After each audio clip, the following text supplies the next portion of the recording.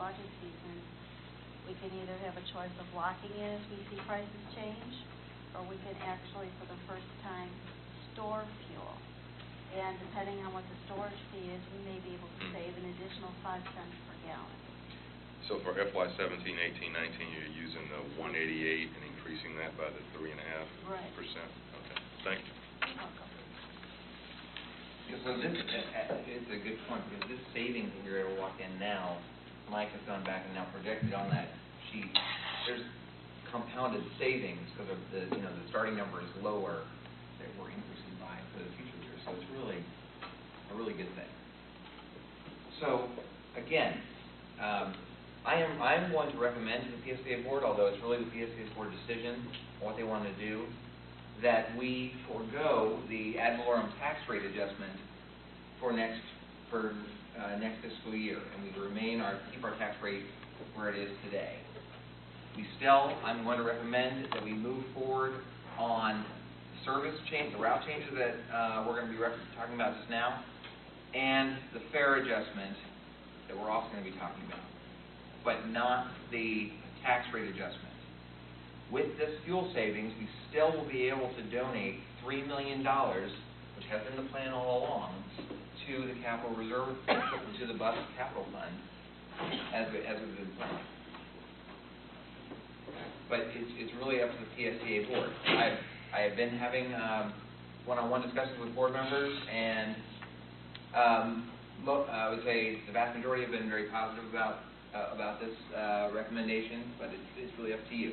We're in the middle of public engagement. We're pretty much finishing up our public comment periods and workshops on the route changes you're going to be hearing today. But we're sort of just starting, I would say, and just starting to get comments on the fares. So you'll have the public comment all to weigh before you make your decision as well. So I was just trying to kind of give the overall why we're doing this, and then the details. I think we can go through pretty quickly, because this planning committee did dive into it pretty deeply last month on the route changes. Thank you, Brett. Okay. Heather? Go ahead. Good morning. Good morning. Morning. Good morning.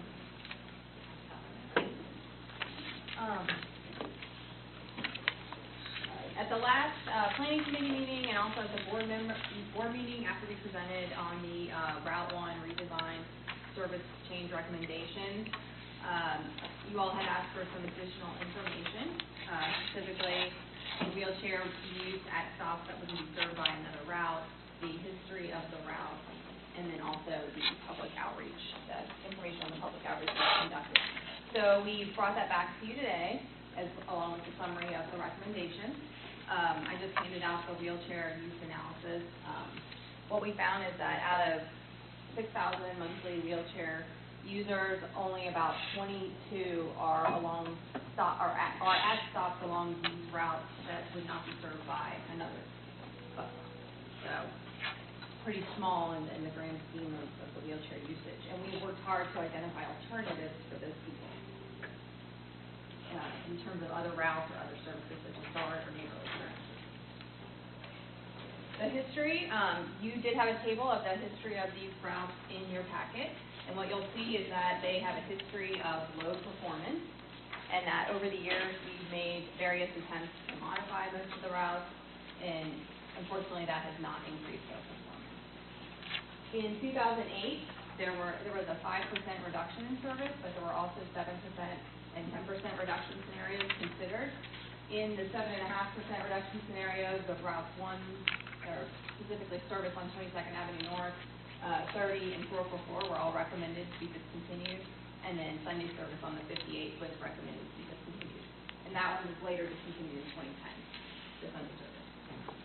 But because the board at the time went with a lower service reduction, 5%, these routes were reduced, but they still were available for riders. We have been hosting a series of public workshops, and as Brad mentioned, we are almost done with the workshops for the route redesign. We have one more tomorrow evening at the Gladden Park Recreation Center, and then of course we have our public hearing at the board meeting in August.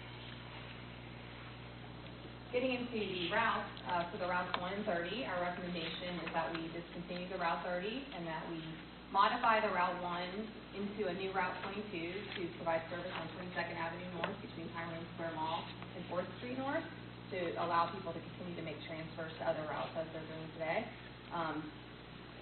That would save us $121,000 in net operating costs and approximately $500,000 in bus capital. The identified alternatives are that riders could utilize the new Route 22 and Route 38, which are parallel and about a half mile away, and then also a number of high-frequency routes that run on the north-south intersecting corridors. The public outreach, as I mentioned just a minute ago, is the workshop focused on these routes is tomorrow evening, but we have contacted a couple of stakeholders along the corridor and have received one rider comment as of August 4th. Do we have a sense or a report back from Susie Ahog from the city of St. Pete, who I understand is also supposed to be reaching out to some of the neighborhood groups that are impacted? My understanding is that she disseminated the information on the modification, but to my knowledge, she hasn't received any comments. Okay. She was also, I know she disseminated the information on the workshop tomorrow evening as well. The one rider that wrote in said that she could utilize the route a half mile away, and just noted that it would be nice if they had some sidewalk improvements in the area. So we did talk with city and state staff about that. Okay. For the Route 58, also recommending that we discontinue this route and then modify the Route 18 to serve St. Petersburg College Seminole campus. This would save us approximately $242,000 a year in annual capital costs and $500,000 in bus capital. Alternatives for the 58 in the eastern portion, we actually have a number of other routes that travel that corridor. The 59 travels the entire eastern section of the route and provides better service. And then for St. Pete College, we have the Route 18 modification along the middle of the corridor on Bryan-Berry Road. Riders can walk to routes along Belcher, Starkey, and a number of the other north-south corridors. And if they need to travel east-west, they can transfer to the Route 59 on Olmsted or the Route 74 on Parkway. For some riders, DART may be an option in this corridor. And then also, we did have the one major employer that came to the planning committee last month. We've gone out and met with them, and we talked to them about other services, such as the services offered by T-Bar, the carpooling and vanpooling, and they did seem interested in that and indicated they would likely follow up with those as possible options for their employees. How many employees are affected by that particular employer? Well, at the stops along along that section, we have less than 10 riders using the bus stop for this route. So I don't know if they're for this employer, but they indicated they do talk about the route when they're in the recruitment process. So we also showed them how to utilize the Google Maps and how to talk to people about the other options, which are the Route 73 on there's a route on Belcher and Starkey. So they were happy to know there were other options and didn't know that Google Maps existed, so they were going to use that when they talked to potential employees. We, at the workshop in Seminole, which was on August 11th, we had 6 participants. We received comments from 6 riders and from that one employer about this modification. And then we contacted an additional 12 businesses and stakeholders, such as we talked to last week, we talked to St. Pete College, which was happy with having access to service via the better Route 18. The Route 444, our lowest performing route, we're recommending to discontinue at a savings of approximately $121,000 net annual operating costs and $242,000 for the smaller bus. We did have a good number of participants at our workshop. We had about 16 participants. We received 27 written comments. We did talk to the participants about their concerns and about alternatives. And those alternatives include the higher frequency routes along Park Boulevard, US 19, the Route 52, which for some of the riders are within only a block of their 444 stop. We also talked about DART service as an alternative for some of the riders and the Transportation Disadvantage program. which at the workshop, some of those riders didn't know that that program existed and were very interested in the discounted bus pass and felt that may provide them an option at least. They still would have to walk out to maybe the Route 19, but they would have a much lower cost bus pass than they're currently paying.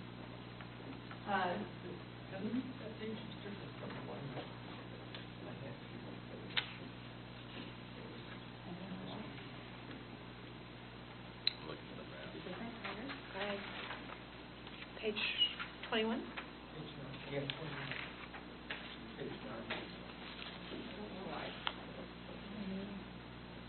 know what, maybe that's the one I updated with the public workshop comments? Yeah. I updated after the fact of it out, yeah. Yeah, so I'm just reflecting all the comments we received at the workshop, which one of the attendees brought comment sheets filled out from residents, from people living at their facility at St. John's Manor. So that's why there's actually more written comments than participants. Also, Neighborly Care Network has committed to providing additional service to a couple of locations, to St. John's Manor and to Crystal Lake, to allow those people to have shopping trips a couple times a week, and those are wheelchair accessible vehicles, and they do go directly into the facility. The East Lake Connector, recommending for discontinuation at an annual operating savings of $422,000 and 2 buses at $491,000. The primary alternative for the East Lake Connector would be an expanded East Lake Shuttle. We are talking about a 2-way East Lake Shuttle that would take people from their residences in the East Lake service areas to shops at Boot Ranch or the Tarpon and Huey transfer area, so that they could do shopping or transfer to some of our other routes. And then also so that the few people that we have identified that are working within the East Lake service area could transfer in from that Tarpon and Huey location to get to their jobs in the East Lake service area.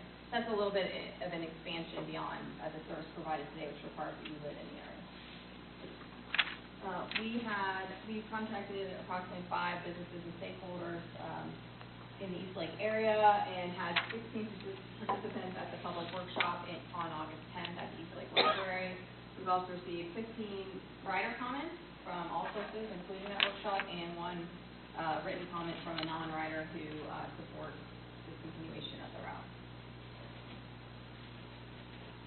In summary, by making these route modifications, we save approximately $930,000 in annual operating costs and over $1.8 million in bus capital costs.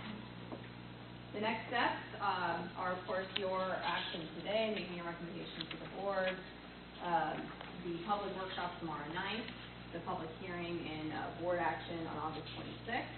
Following the board action on August 26th, whatever service modifications are approved, we will enter into a public information phase in September and October to inform the riders, an extensive public information phase to inform the riders about the changes, and then with the service modifications being effective on October 11th. So that concludes the information I have for you today. I'm happy to take any questions.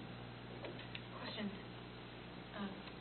Councilwoman Rick. I never know what to call people. Commissioner. They're all TST. Yeah. I was just curious, like Route 444, we have a bus capital savings of $242K for 1 bus, but I saw on the Route 58 there's a $500,000 bus capital savings for 1 bus. So if it's 1 bus that's affected, why do we get different numbers on that? I'm just curious. It's a smaller bus that we utilize on 444, so it's 29-foot bus, Okay. and the others are 40-foot bus. Commissioner Welch. Thank you, Madam Chair. Did you all get a chance to look at Robin Shaw's email? She rides the 58. She's a Raytheon employee. What options work for her? We actually spoke with her last night. I'm going to defer to someone else because I was not the person who spoke with her. I think Cassandra did. Yes, I also had our scheduling department talk with her about some other options. She came to our meeting at Seminole Library wrote that email and then also came to our meeting last night. And so we've spoken with her on several occasions. The location of her house is not going to be affected by the 18 going into the Seminole campus, so she'll still be able to get very good service on the 18. Okay. Based on the time of day that she goes to work, she will be able to take the 18 into Tyrone and then take the 60 to her job. It will take her a little bit longer, but it'll be about 45 minutes extra for her. Okay, so she's just got additional transfers?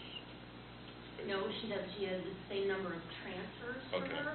It's just additional time because she will have to go south to Tyrone to get to one of the north-south routes that will connect into the Baltimore area. So is it 45 minutes each way?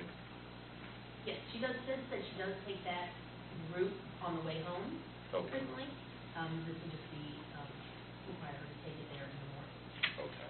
Yes. We did find another option for her, but because she goes to work so early, this is Okay. the best option that we have. Great. The elimination of the- All right, but it is an option, which is the most important. It's extra time, but Yeah. it is an option. The other question I had, Madam Chair, was on the, Crystal Lakes was the one on the 444, right? Yes. The one on 62nd? Mhm. So is Neighborly providing service there, you said? Yes, they already go there they provide some nutritional meals at the site, and then they have offered to go there and provide that service where a group can ride on the Neighborly vehicles and go to shopping at the Walmart or Shopping Parkway. So they have like a coordinator for the facility that's working I with believe so, working yes. with Neighborly? Yeah. And is that a senior facility? Crystal Lakes? It's 55 plus low income, I believe it's Nelson County Public Housing. Okay. And have we talked to the county about pedestrian improvements at all? We have, but not, we've talked to them and they've indicated where it's at, which is that it's on a list, but it's unfunded right now. But it's a bigger project, it was not just a sidewalk project, it was a roadway reconstruction project. Do you have any emails or anything from the county that kind of specifies where it is on the CIP? Or can you get that? I'll look, I'm not sure if it was email or phone. Can you get it to me in a Yes, bullet? So, definitely. okay. Thank you. We'll have our man follow up on that. And if I could just add, Neighborly Care Network is, as you know, has been really great in working with us to look at this route, both at Crystal Lakes Manor and at this St. Giles Place, St. Giles Manor, which is another similar kind of facility.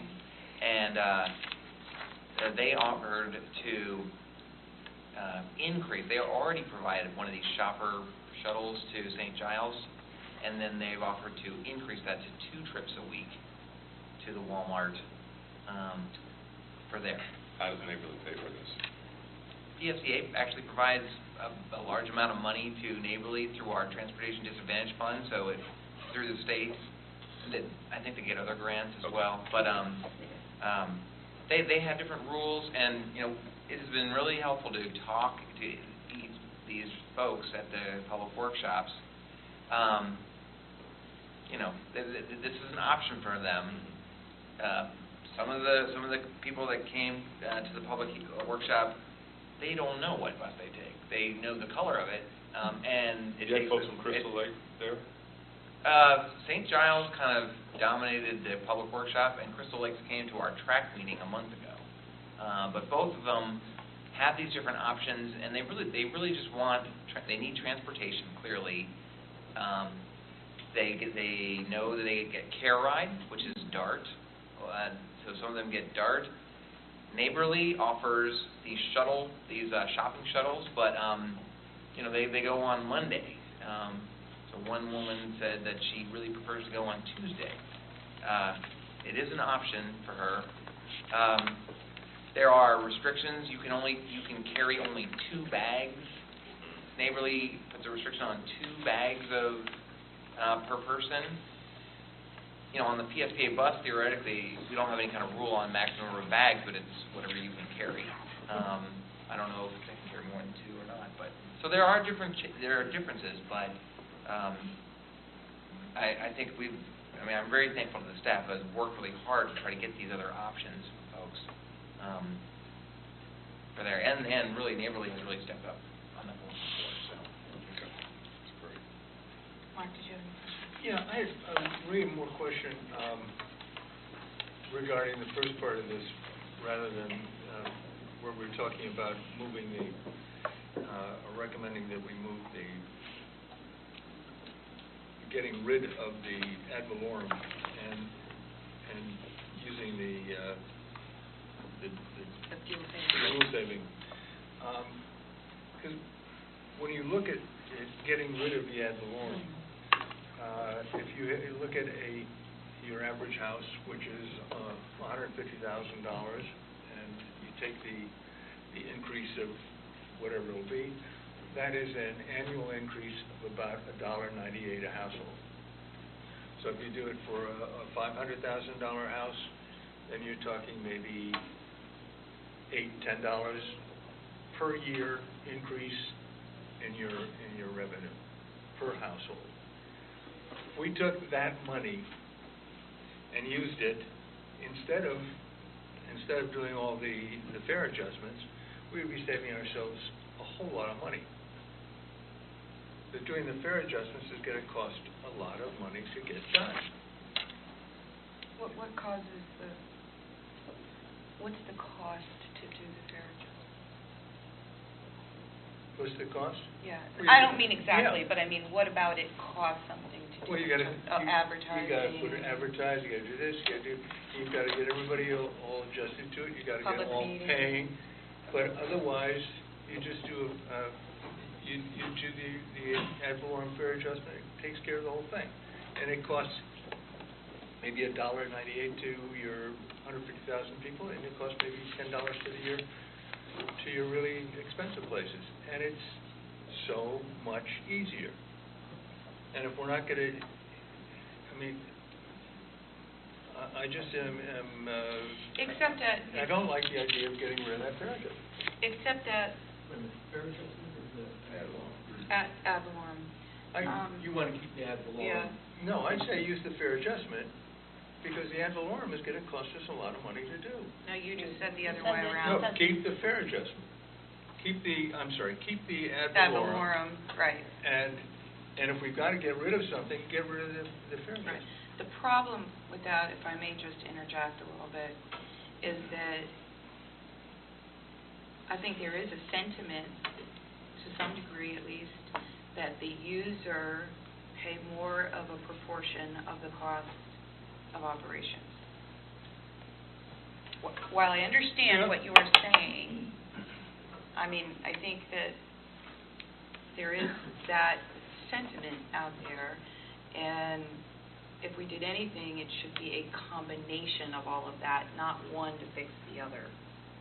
That's just my opinion. But I will say that, and not to interrupt you, but I will say that I don't remember the organization, the lower income increases that we were looking at. Yeah. What is it? Transportation disadvantage Yeah, program? that has to be looked at, if nothing else. It has to be looked at, not that I want to, certainly don't want to. And we were about to, after this presentation, the next presentation is specifically on that, on the fares, and we'll talk about the local coordinating board meeting yesterday that Patty Johnson chairs, unanimously recommending our proposal on that. Was Patty there? She was there. She was there. Brian Scott was also there. Councilwoman Yeah. Rice. Commissioner Dayton, I'm not sure if I'm comfortable with your proposal, because I just don't see going to the public with an ad valorem increase without also doing our due diligence to make sure that we are being as efficient as possible. And nobody likes to cut routes. Nobody here likes to cut service, but we're looking at some really poor performing routes. And by eliminating them and realigning them, it's $930,000 in savings, but it's also $1.8 million in bus capital costs. So I'm on the fence about the ad valorem cost. I'm glad to hear a proposal where we can look at it without suggesting an increase in that cap at this point. But I couldn't imagine going to the public with raising it without also saying, hey, this is where we've taken a close look again, and where we're going to come back and make some But cuts and savings. that's exactly what we're doing, but what we're Right. saying is we're raising the revenue. We can eliminate all those things. Oh, I'm sorry, I misunderstood. You were talking about the bus fare raise. Yeah. Okay. You just said in a much nicer way than what I said it, or a more eloquent way of what you were saying exactly what I was thinking, I just didn't say it as eloquently. But we're doing that, but it's just that we're looking now at either raising the rates to all the people, which is going to cost us a lot of money, or it's just raising the ad valorem that's going to cost practically nothing. Well, it's one-time sunk cost to do the Yeah. legwork to let people know about the changes in the fare structure, but it's not a recurring expense, so we make up for it later. But it's a big expense, and we could do it for a lot less by just leaving the ad valorem over there. And it's going to cost $1.98 for the low people, maybe $10 for the per year. It's so easy to do. Commissioner Welch. I'm on the fence myself, and I want to thank staff for all their great work on the options, because to me that was very important that we give folks an alternative if we're going to cut routes. I guess I compare it to what we talked about at the commission with the tourist development tax. You know, this looks good based on low fuel prices today, and if there's some incident and fuel prices go up in the future, it changes this whole projection. I mean, if they go up, you know, in an exorbitant fashion, it throws this whole thing off in the future. And we missed a year of the 6% tourist tax because we were indecisive, and those dollars are gone forever. And I'm just concerned about losing this $1 million and not knowing what next year or the year after that is going to bring. I'd rather, and I know I'm all over the map on this, but if you're going to do the ad valorem, which I think we should do now, I think it's justified. We told people if green light didn't pass, we'd have to look to every alternative. So I'm just, you know, I think it looks good now, but we don't know what the future holds, and fuel seems to be what we're balancing this on right now. Which is very volatile. It's very volatile. We've seen that in the past. So I'm almost at this point, and it might change by next week, Rip the Band-Aid, so to speak. thinking we do the fares. If we got unanimous support on the fares, and I think you have to do something about that imbalance with TD, because folks are just going to move to that. Yeah, that has to Yeah. happen. You know, I'm thinking we need to do everything. We're cutting routes. I think we've got a real good fare box recovery already compared to other systems. Don't we recover as much as most systems through fare box recovery already? Where do we rank? Well, historically we do, and historically, and you'll see, we're going through Cassandra's presentation here, but Sorry. our fares our published fares are quite, I would say, strong compared to the industry at where they are even now. But the work and the commitment to the Transportation Disadvantage Program over the last year that Ross and the local coordinating board and PSDA has put toward making sure that everyone who is eligible has an opportunity to get those discounted fares per the policy has been incredibly successful and increased, as you're going to see, our total ridership that is getting those discounted fares to 20-some%, like more than a quarter of the overall ridership, doubled the amount of TD ridership. So now, or as of today, our fare recovery with those discounts has dropped because such a high proportion are now getting that TD. Where is it right now? I think in the high teens. It was in the low 20s. Yeah. Wow, it dropped that much. That- It's like 18 now. That dropped a lot. That's Well- a big drop, because I remember seeing it at 22 and 25. Yeah, that's what I was. At one point, It was 24 22 and now it's something. like 18. I thought I remember seeing it at 24 or something, or something. Okay. That's a big All right, we can get you those numbers in the trend. I didn't realize it That's dropped right. that much. Well, there's two questions to answer, okay, so that we're not jumping all over the place. There is the issue of, I guess, really there's two recommendations that need to come on this one agenda item, and that is we recommend the route redesigns and we recommend or don't recommend a millage rate increase to the board. Those are two distinct issues. There are two, the millage rate was not an action item on your agenda today, but you're correct, those are two distinct issues. All right, well then let's focus on the route redesign, because that's what you're asking us to. Correct. Chair, Madam Chair, I thought we were also making a decision about whether to sock away $3 million versus $4 million to capital reserves. Are we Well, doing that that's here kind today? Is that, That goes to the millage rate discussion. I mean, I don't know, you presented it as part of this item, so that's why I thought it was supposed to be a recommendation. Okay, well, Or is it, that was was not my that more intent. just informational? It was an informational Okay. item. I don't want to, I think you've had a really good discussion, and I'm very appreciative here about my recommendation that I don't want to lose. So, like the last committee did, you're welcome to make any recommendation you want, but the ad valorem change is not part of the route redesign specifically, and you will make the ad valorem decision at your budget hearings in September.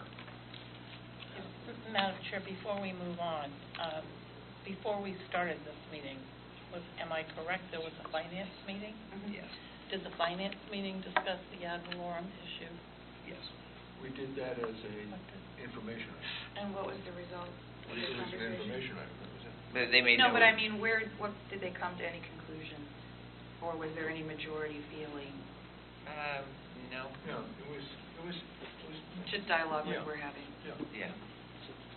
So everybody is struggling with it. So maybe we should put that as an action item at the next planning meeting before the September board meeting. I move that we accept and recommend the Phase 1 service redesign as proposed by staff. Second. Okay. Good. Any other, Bill, I'm sorry, I think I saw you raise your hand a little while earlier. Do we have an alternative for Mary on the 34? Or we can, make that? Mary Inkster. We talked with her about the walkout to the 19, and helping her with the show me service. I'm not sure, was there any other staff that spoke with her? It was really a bad service when she came to. She gets on the 444 and takes it down to Square Mall. She's on the bus for an hour. Then when she gets to the line, she turns to a volunteer to go to a volunteer position. It's really pretty terrible service. So does she have an alternative? Well, she could walk out to the 19. She lives near the entrance of the main, so it's not a very long walk out to 19. She had some concern about crossing 19. And the signal timing was checked and it's quite long. So we had offered to go out with her and, Is that visit up by with the her. Walmart? Yeah, just north of the Walmart. Okay. It's a big trail. I see Cassandra's hand up behind you, Bill. Well, I just heard part of it, that it takes her a long time. She chooses to take the 444, and that takes her a longer time. It would be a faster ride for her if she just got on the 19, which is pretty expensive. Okay. Okay. We've talked to her. Fine. Okay, I have one final then, well, let's go ahead and take the vote, but I have one final thing I did want to add. All in favor to recommend this item, signify by saying aye. Aye. Any opposed? That motion passes unanimously. But in regards to this in general, moving forward, Brad, when is the next, how many phases did we say, 10? 10. And when is phase 2 coming around? Next February, Okay, so we're going to this start is making, August. we're going to start talking to the planning committee about the specifics of that, probably at your October meeting. So coming up soon. I would like this board or this committee, and I would like staff to consider looking at, this is all based on our community bus plan, correct? And this is going to get more difficult as time goes along. Right now, we're working on the worst lines with the least amount of people. And so it's just going to, I wish we could just rip the Band-Aid off, but we can't financially. So I would like to have MPO and MPO staff look at our community bus plan and look at our plan of implementing these 10 changes. Obviously, we're already into the first phase, so the next 9 phases. And coordinate that, looking at roads and all of that kind of thing to see, and try to look at things more from a corridor perspective. I think what's going to happen as the bigger route changes happen is MPOs, board members are going to start hearing about it, the county commission members are going to start hearing about it. And I feel like it would benefit us as an organization to have those 2 entities on board, so to speak. I'm not saying they're not on board, but I mean well aware of what's happening and embracing it, so it's more of a Collaborative. yes. Yeah. And I think that will help us. Messaging. Yes. I think it's an advantage. So we don't have to continue to talk about it. We'd just like you all to think about that. I think it would be a helpful approach. You know, if the county commission knows what's going on and why we're doing it and agrees. And also for the upcoming penny. Right. Yes, and the MPO. I just think, and I know you all are talking to MPO people. It's not like but I mean more publicly, more of a 3-pronged probably. We've got these 3 organizations. They're overseeing this, and everybody's on board. PSTA is just the implementer. Yeah. I think that's a great. You're right on target. Okay. Okay. I like it. Not to keep us, I know Commissioner Long has to leave. Okay, so the next item is fare structure recommendations, informational items. We've already started to talk about it, but Yes, and shoot, 62. I can stay longer, but Commissioner Long has to leave We are at presenting noon. our 10-phase plan to the TCC at the MPO next week. Great. We're there. Okay, fare policy changes. We'll try to make this quick.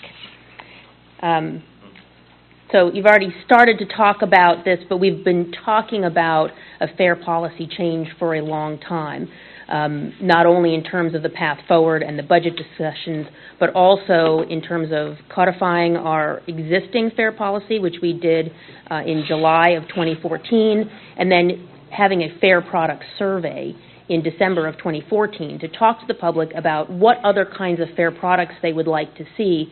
And this is where we came up with the tourist 3-day option, and then also the local coordinating board. There are 2 decisions in this discussion. One is the structure itself, and that is where we're recommending to simplify some of the options that we have for fare products and then how we present that to the public.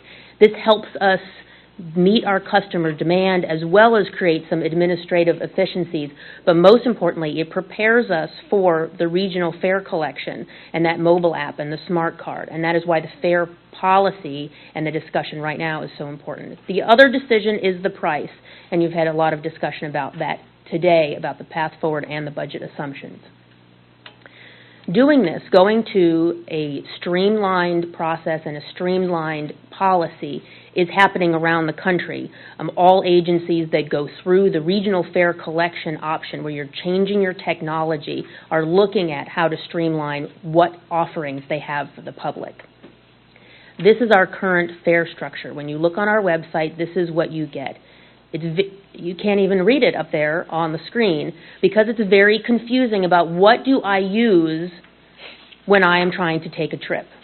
What we are recommending is getting back to basics, looking at some very simple building blocks for how we are structuring the fare policy. First, in the category of what category do you fit in? Are you making a regular trip within Pinellas County? Do you have an opportunity to have a reduced fare, or are you taking a regional trip? And then how long do you want to ride? In these 3 categories, when we simplify our policy, we'll be looking at regular and a consolidated reduced category. That consolidated reduced category will include seniors, disabled, youth, and students. Right now, we have a student cash fare, which is lower than our regular cash fare, but higher than our reduced cash fare. And if we consolidate all of these, it becomes a very simple category to explain to people. The third category, again, really establishes our entry into that smart card and the mobile app by creating a regional category so that people understand this is what I buy if I want to cross county lines. Without changing our fare price, this is the staff recommendation for the new fare structure. You saw the table before, and this is what we are recommending. So this is what we would like to show people when they say, what is the fare? You say, the changes for this from what we have today, not only does it streamline the past products and the customer service that we have, it adds a 3-day pass, which our tourists have been asking for, and also expands the regional options. Right now we have, on our express routes, we have a 1 ride, a 20 ride, and a 31-day. The majority of people who take this trip are taking their 31-day passport. The other changes to this scenario, other than eliminating the 20 ride express, would be to move the transportation disadvantaged 10 non-consecutive day pass to a 7-day consecutive pass without changing the price. So right now it's $5, would remain $5, but it would change what the pass type is, because we're going to this streamline, so everything is consistent. There would be no price change for other TD passes in this scenario, and no changes to the DART fares in this scenario. When we look at the structure change in addition to fare changes, again, this prepares us for the mobile app. It generates about $1 million in new revenue, changes the cash fare from $2 to $2.25, changes the 1 day from $4.50 to $5, changes the 30-day from $65 to $70. We've changed the TD pass monthly from $8.25 to $11, and change your DART fare from $4 to $4.50. Now, when it comes to the TD pass, going from the monthly of $8.25 to $11, and the other changes that we're recommending for the 30-day, we're going from an 87% discount to an 84% discount. Still a considerable savings and a considerable benefit for the TD community. When we talk to the public about this, we also show the conversion table. That way, if they ask us, this is what I take now, what am I going to take when this change is in effect, and we can show them very, very clearly what that change is going to be. Again, for the DART program, we are recommending, with the structure change and the fare price change, going from $4 to $4.50 a ride, and the TD 10-day going to a 7-day consecutive pass. Yes? I hate interrupting when you're doing a presentation, because then I know it screws up your flow, but you've been talking about that 10-day, yes, the 7-day. The 10-day was non-consecutive. Yes. So throughout the month, they could use that pass any 10 days of the month. Yes. When we go to 7-day consecutive, that means they would have to buy they could have to buy 4 passes in a month. Well, they I'm would just only be asking, is that eligible. true? We could set the eligibility for what that is. We did get a comment from the track. I just know Patricia's and going from- to jump right on that, so that's why I'm asking now. And that was Yeah. a significant discussion point at the local coordinating board meeting yesterday. Mhm. And it is not a financial impact to PSVA, because there are 80 people per month that get that 10-day pass, and we're not recommending any kind of price increase. It's just with the new structure that it goes to the 7 days in a row. And so they did bring up that problem that Right, you're going to have to buy 4 perhaps passes if you some of those need. 80 people have part-time jobs that they use the 10 intermittently. And so what we agreed to do with, what we agreed and what we're doing now is we're going to do a survey. We're going to survey the 80 customers. Again, we might offer, it's a very, very small number because 98% of transportation disadvantaged clients want to pay the monthly, want to ride all the time. But That's not to interrupt you, that's the solution. They either do 7-day all consecutive, or they buy the whole month's pass. And the cost difference between the two would $5 to $11, $6. And what was the 10-day class? $5. Okay, so it's $6 additional dollars for But them per we- month. I'm just trying to be clear. It's Right. $6 additional dollars for them to get the monthly pass to ride whenever they want. And many times. Got it, okay. So that in itself doesn't sound unreasonable. It's not unreasonable, Right. but it could be a hardship in terms of cash flow for the people that are the most vulnerable. Right.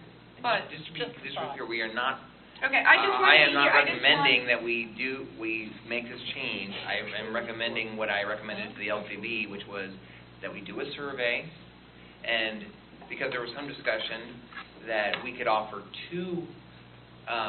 these 80 people 2 7-day passes for $5, and that would be a little bit better or a little bit worse, and there was kind of a discussion amongst the board members. That sounds very confusing and very hard to follow. We're going to do a It's almost survey and pull find the- out what they pull think the is best. Band-Aid kind of a thing, and if you want to be consistent, certainly what you're proposing, as the more simplified version overall of our fares, is very important. Very important. So, okay. I just wanted to be clear that everybody understood what you were saying and that I understood the cost difference. My apologies for interrupting your... And you just see, we do have the percentage of trips that are taken by each pass type, so you can see the magnitude of impact for changing Yeah, anyone. 10 days, 2% versus the 31 It's days. 0.2%. Sorry, 0.2. Okay, Okay. thank you. So we also took a look at where we sit with peers across the state. In some cases, we're right in line. In some cases, we would be a little bit higher in terms of our fares. But I left Jacksonville up there, and you see Jacksonville's much lower. However, this was what an agency can do when it has other revenue sources. JTA is also a tolling authority, and so they are able to keep their fares much lower because they have a lot of other revenue. We also found that they have some good ideas about student fares. You'll notice in the change recommendation that we have recommended to eliminate the hall pass, which is the student summer pass. There are some other options that we're looking at to encourage summer youth usage of the bus, whether that's a buy one, get one free option or a U-Pass option with Pinellas County Schools. And so we're looking into some other options as well. Again, we're trying to maintain a level of consistency across all our pass types. Question on that? Yes. So what was the usage for the hall pass?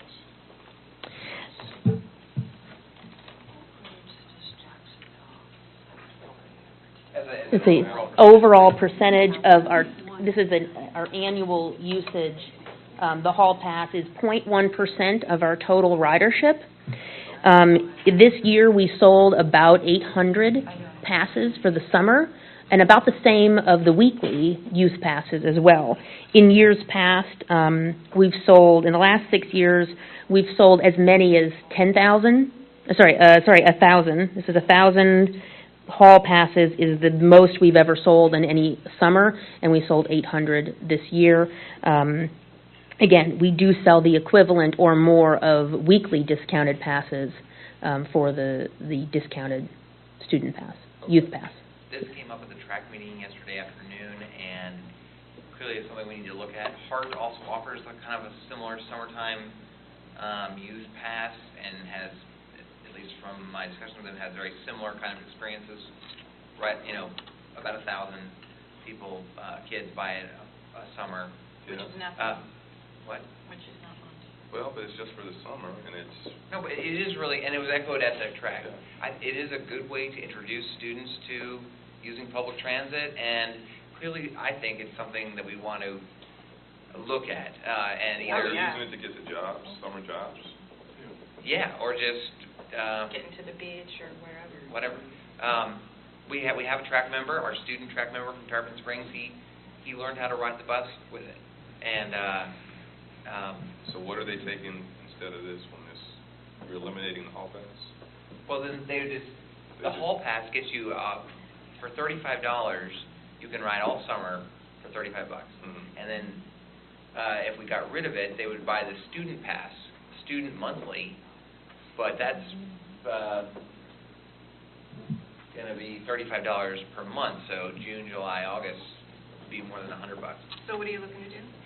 Either keep the hall pass as is, or what I'm really hoping to do is work out a U-Pass deal with Pinellas County Schools, so that year-round students get a break.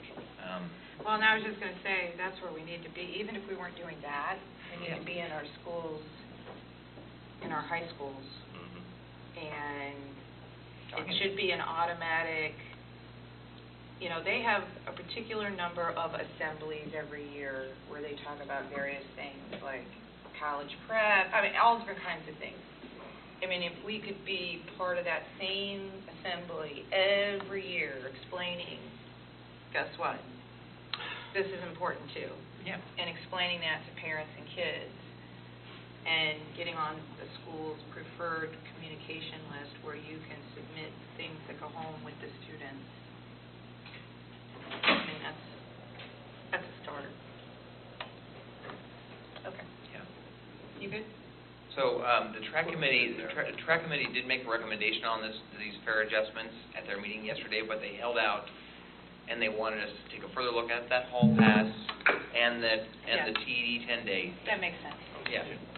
You good? Yeah. That's right. Okay. Okay, so we are 5 minutes before Commissioner Long has to leave. we're recommending both the structure change and the fare change. I think the decisions of the TD and the TD 10-day and the hall pass don't necessarily preclude us from making decisions on the other pieces. We are having public workshops. We've had the fare information at all of our route change workshops, the last of which will be Thursday night. We will also have 3 new fare workshops on August 24th, 11 to 1 in Tarpon Springs, August 25th, 11 to 1 at Clearwater Public Library, and September 8th at PTech. I believe that's in the evening. We've planned for the public hearing on the fare changes to be September 9th. That would be at your evening meeting, the same day and time as the first budget hearing, and with the fare changes to be effective October 11th. Any other questions? Oh, sorry. That's it. Okay. That's it? That's it. Any other questions of Cassandra? I have a question. Have you, well, it's not really a question. I think it would be great, once this gets a little more defined, to show that page of the big page versus the little page, again, making that presentation to MPO and Pinellas County Commission, because that shows that we're making it very easy and simple. And maybe that's a part of talking about the app and talking about a bigger picture thing, but I think that would be, I think everybody would like to know that. All right, so this was just an informational item. You didn't need a motion? Well, do let me you just, need- as Commissioner Long leaves, just to remind everyone of the schedule ahead. So you have made a recommendation on the route changes today. That is going to be an action item next Wednesday at the PSA board meeting, Okay. the main item on the agenda.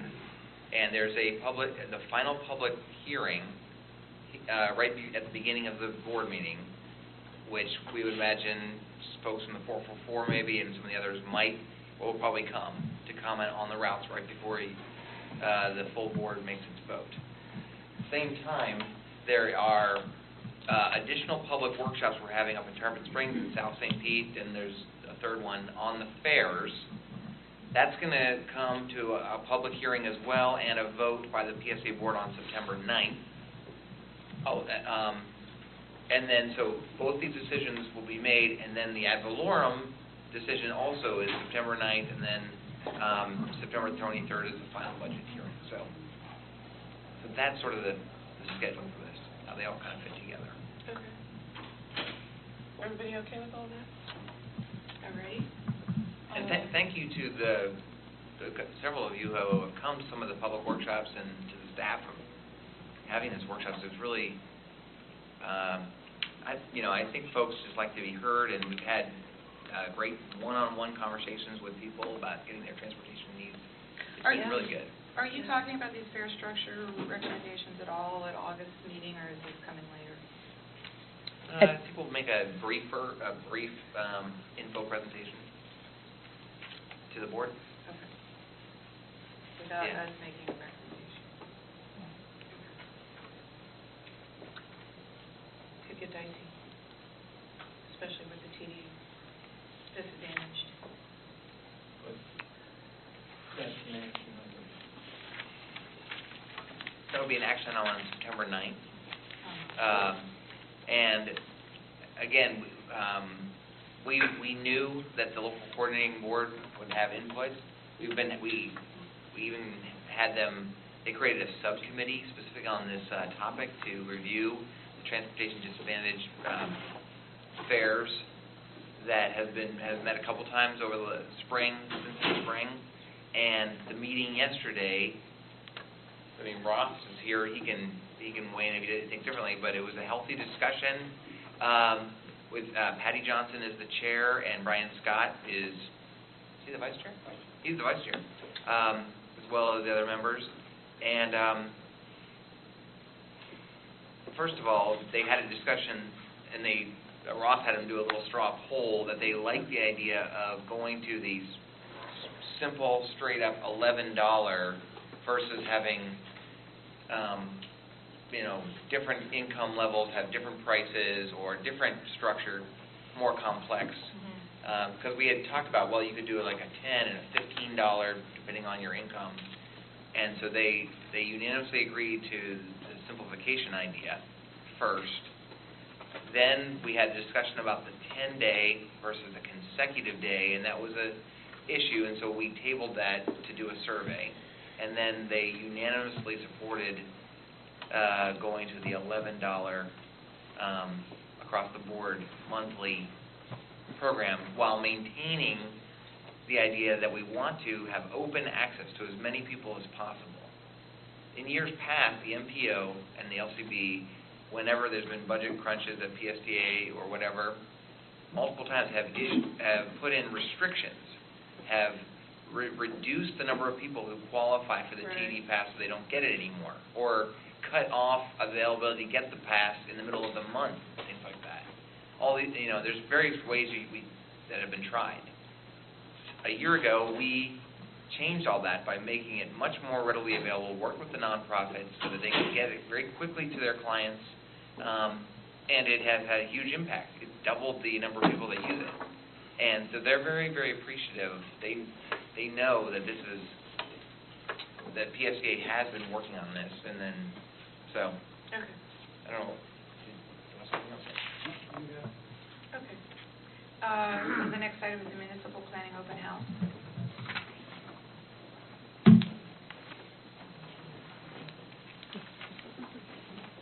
Just briefly, wanted to update you, and similar to coordinating with the MPO, which we did present not only the fare changes to the LCD yesterday, but also the redesign recommendations. And as Santa will be presenting to them next Tuesday. We've met with them one-on-one with Sarah and Whit to go through our route redesign work plan and our other initiatives. But we wanted to also reach out to all the local governments and other transportation agencies. So we held an open house in July, and more than 25 staff members from these different agencies attended, and we were able to have some really good one-on-one conversations and walk through our route redesign work plan. We have maps for each phase. They could go ahead and provide any comments they had, but also just to let them know, we talked about our shelter deployment program. We talked about their plans and how we can coordinate our planning with their planning. So we will continue to do that. As we go through the route redesign, we'll be meeting with the local jurisdictions in the affected areas and talking with them about their ideas and our ideas and, how they may affect their residents. So we just wanted to let you know that we're out there talking to all the local governments and having some really good conversations. Did JWB participate? JWB did not participate in this workshop. I think we had like 5 different county departments. We did have human services, community development.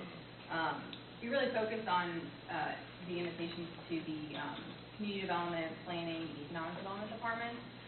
But we are actually meeting with a staff member at JWB very soon.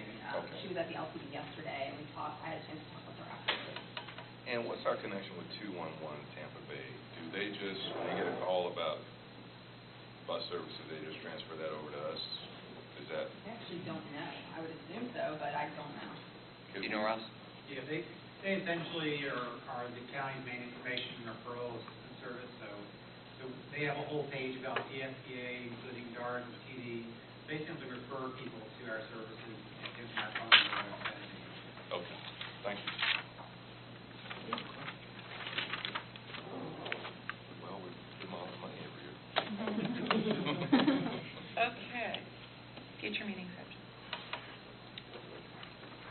Well, I think you've suggested a future meeting subject, perhaps, about how we might develop a coordinated plan with the county and the MPO about our whole 10-phase plan.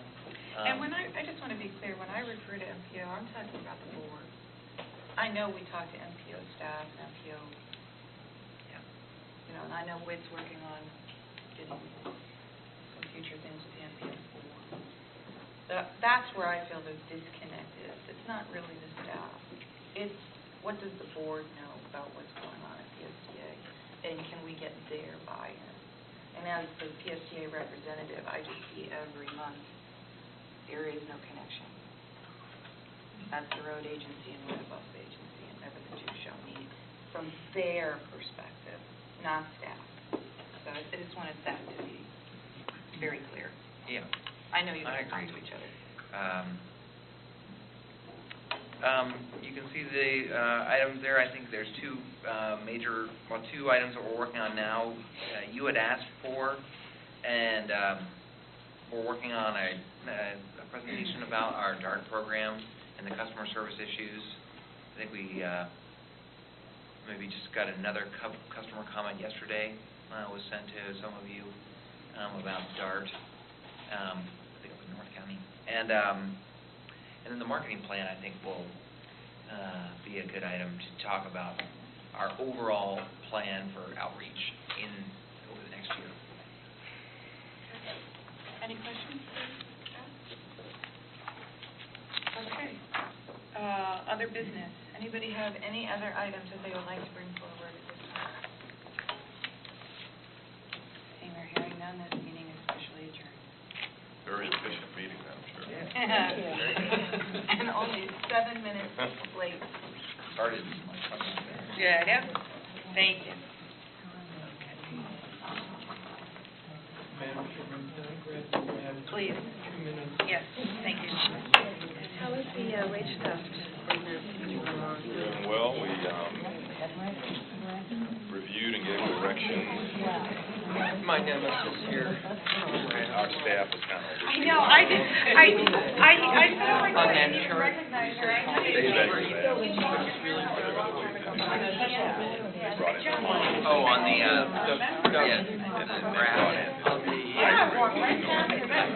I think he's correct. I think he is correct. And so I'm proposing to send a note back. Good suggestion. I can go to, Okay, I'll let you know. yeah, let me know. It should be, Decent they're working on it now. I wanted Now, this is the, to talk to, He